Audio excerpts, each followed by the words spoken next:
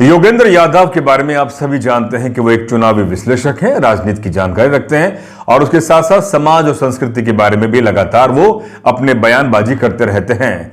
पिछले दिनों एक ऐसा वीडियो वायरल हो रहा है जिस वीडियो के बारे में आपको हम विस्तार से जानकारी देंगे। मेरा आपसे निवेदन है कि आप जी हां, मैं डॉक्टर महेश वर्मा और आप देख रहे हैं डेमोक्रेटिक भारत। आप चैनल पर पहली दफा आए तो कृपया करके चैनल को आप सब्सक्राइब कर दीजिए और घंटी का बटन दबाना ना भूलें। जी हां, हम बात कर रहे हैं योगेंद्र यादव के बारे में। चुनावी विश्लेषक हैं, समाज के बारे में बात करते हैं, लेकिन उनसे कई बार ये भूल हो जाती है कि वो जिस समाज और जिस तबके से आते हैं उस समाज के सुधार के बारे में वो कभी बयानबाजी नहीं करते। उनका सीधा बयानबाजी दलित समाज को ही सुधारने में लगा रहता है। और योगेंद्र यादव ही नहीं है, ऐसे कई बुद्धिजीवी हैं जो अपने आप को बहुत बड़े बुद्धिजीवी कहते हैं। उनका पूरा जो बड़ा समय है वो दलित समाज को ही सुधारने में लगा है।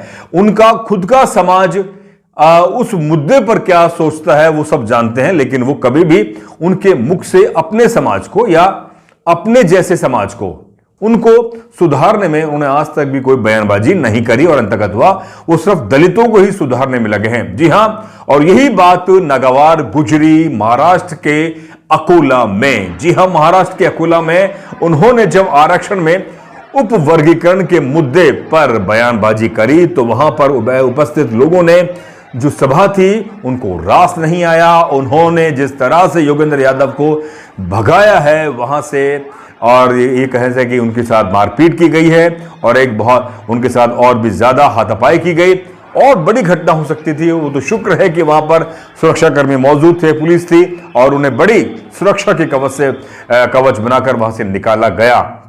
जी हां, पिछले दिनों योगेंद्र यादव ने दैनिक भास्कर में एक आर्टिकल लिखा था आरक्षण में उपवर्गीकरण को लेकर। लिखा था आरक्षण में महादलितों को उनका हिस्सा देने की पहल। जी हां, आप सोचें कि आरक्षण में उपवर्गीकरण को लेकर इतनी बड़ी बहस लगातार जारी है। सुप्रीम कोर्ट ने 1 अगस्त को जो निर्णय दिया उसके बाद में सुप्रीम कोर्ट ने उस पर अपनी स्थिति को यथा रखा। हरियाणा सरकार ने उसको लागू भी कर दिया। केंद्र सरकार ने किसी भी तरह का उसमें हस्तक्षेप नहीं किया, ना कोई अध्यादेश लेके आई और 21 अगस्त को पूरे भारत में बंद रखा गया। पूरा दलित समाज सड़कों पर उतरा, लेकिन दलित समाज का जो अपने आप को जो पिछड़ा और महादलित कहता है वह इसके समर्थन में था और योगेंद्र यादव ने भी उन्हीं के समर्थन में ये आर्टिकल, ये लेख लिखा। और यही बात अकोला महाराष्ट्र के खासतौर पे वंचित बहुजन अगाड़ी राजनीतिक पार्टी के जो समर्थक है, प्रकाश अंबेडकर की जो पार्टी के जो समर्थक हैं, उनको ये बयानबाजी, ये संबोधन रास नहीं आया और उन्होंने योगेंद्र यादव को वहां से इस तरह से धक्के मारकर बाहर निकाला। ये वीडियो अपने आप में बयान कर रहा है, बानगी है कि आपको भारत की अगर सामाजिक स्थिति को समझना है तो आपको वाकई दलितों की वेदना को भी समझना होगा। जिस तरह से भाजपा और केंद्र सरकार या हरियाणा सरकार या सुप्रीम कोर्ट दलितों में सेंधमारी करी उन्होंने आरक्षण में और फूट डालो राज की जो नीति अपनाई है उसका फायदा कहीं ना कहीं पिछड़ा समाज भी बयानबाजी कर रहा है। अपने अखिलेश यादव को, धर्मेंद्र यादव को, फिर उसके बाद योगेंद्र यादव ने जो बयानबाजी करी है वो अपने आप में एक ऐसा सवाल पैदा होता है कि वो अपने समाज को सुधारने में क्यों नहीं लगा है।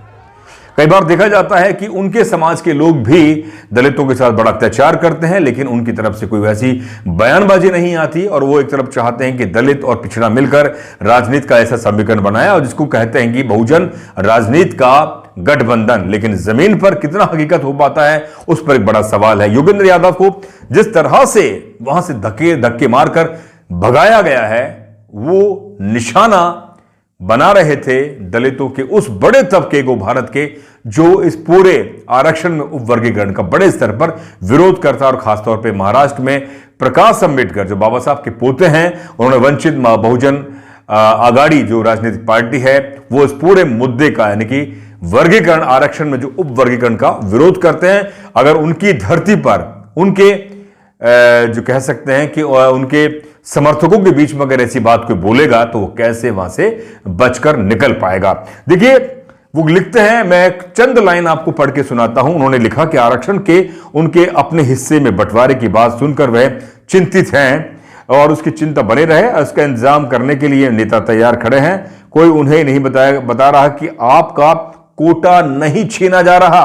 वो हमसे कह रहे हैं, यानी कि उस दलित वर्ग से जिन्होंने 21 अगस्त को बड़ी रैली, बड़ा महा आंदोलन किया, भारत बंद किया, कि आपका कोटा नहीं छीना जा रहा, आपकी आबादी के अनुरूप ही आपको हिस्सा बना रहेगा। अब आप सोचें, ओबीसी का 27% आरक्षण है। जो ओबीसी की जो संपन्न जातियां हैं, खासतौर पे अगर उनसे सवाल कर लिया जाए कि आपने भी तो, आप उस आरक्षण में से कितना आप फायदा उठा रहे हैं, क्योंकि आप संपन्न हैं, और जो ओबीसी के जो गरीब हैं, वंचित जो ऐसी जातियां हैं, वो कितना हिस्सा उठा पा रही हैं। एक बड़ा सवाल ये पैदा होता है। इसके आगे वो लिखते हैं कि जिन्हें अलग से टुकड़ा दिया जा रहा है वो भी आपके ही लोग हैं। टुकड़ा, अब देखिए, भाषा जाति व्यवस्था के शिकार है, आपसे भी निचली पायदान पर खड़े हैं। कुछ सच्ची कुछ झूठी चिंता को उछालकर यह प्रचार हो रहा है कि आरक्षण को खत्म करने की तैयारी है। तो वो कहते हैं कि तीसरी दृष्टि उनकी है जिनके लिए फैसला सुनाया गया था। दलितों के दलित या महादलित, यह वह वो समुदाय है जो जाति व्यवस्था की सबसे निचली पायदान पर खड़े हैं और उन्हें वाल्मीकि, मजहबी, मांग, मुसहर, भुइयां, डोम, पासी, मदिगा, अरुंदी, तियार, चकलियार जैसे नामों से या उनके नामों से जुड़े आक्षेपों से पुकारा जाता है। योगेंद्र यादव से एक सवाल मेरा यह बनता है कि आपने कैसे अनुमान लगा लिया कि जो आरक्षण दलितों को 15.5% केंद्र में मिला हुआ है, उसका फायदा खासतौर पे वाल्मीकि, मजहबी या जो अन्य राज्यों में जो दलित समुदाय हैं उनको नहीं पहुंच पाया है। क्या आपने कोई जाति जनगणना या कोई जाति आर्थिक सर्वे करवाया, खासतौर पे दलितों में? जो आप जिस तरह के आंकड़े आप गिना, जिस तरह की आपने जातियों का उल्लेख किया और कहा कि वो भी आपके छोटे भाई हैं और उन्हें 70-75 सालों में लाभ नहीं मिल पाया, तो आप क्यों नहीं उनके लिए इंफ्रास्ट्रक्चर डेवलप करवाने के लिए सरकार से पहल क्यों नहीं की? खासतौर पे जब आप कांग्रेस के मंच पर कांग्रेस के लिए आपने हरियाणा में वोट मांगा, क्यों नहीं आपने पहल की? तो इससे साफ जाहिर है कि ये तो गनीमत रहा कि बीजेपी की सरकार आ गई। बीजेपी ने पहले वादा किया था नायब सिंह सैनी सरकार ने कि हम आरक्षण में उपवर्गीकरण लागू करके रहेंगे। अगर गनीमत कांग्रेस की सरकार आती तो ये मान के चलिए कि कांग्रेस भी इसी को करती, जैसे कि तेलंगाना और कर्नाटक में वो करने जा रही है। तो साथियों, ये जो लोगों ने उनको घेर कर पूरा उन पर हमला किया, वो साफ जाहिर करता है कि योगेंद्र यादव एक बार फिर अपने समाज में, खासतौर पे जिस समाज से वो आते हैं, उस समाज में भी सुधार के लिए प्रयास करें। सारा प्रयास, सारा समय वो दलितों पर नौछावर ना करें। वो समाज के पास बहुत बड़े बड़े महानायक हैं, बड़े बड़े बुद्धिजीवी हैं, बड़े बड़े पत्रकार हैं, बड़े बड़े नेता भी हैं, बड़े बड़े क्रांतिकारी भी हैं। वह अपनी पूरी लगन से और ईमानदारी से समाज को सुधारने में लगे हैं। आप लोगों की लगन और मेहनत पर सवाल पैदा होता है, संशय पैदा होता है कि आप कहते क्या हैं, करते क्या हैं। इसीलिए आपके साथ जो दुर्गति हुई है महाराष्ट्र में, वो जग जाहिर है। साथियों, इस पर मुद्दे पर आपकी क्या राय है? आपकी राय हमको इंतजार रहेगा। डेमोक्रेटिक भारत को आप सब्सक्राइब करें।